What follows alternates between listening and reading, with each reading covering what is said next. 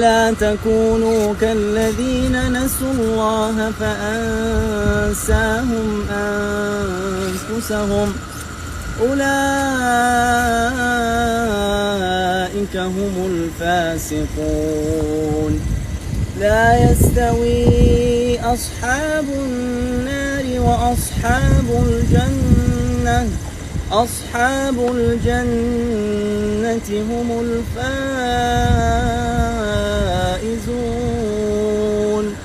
لو أنزلنا هذا القرآن على جبل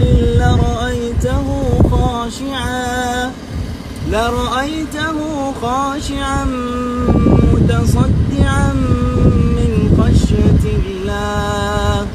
وتلك الأمثال نضربها للناس لعلهم يتفكرون.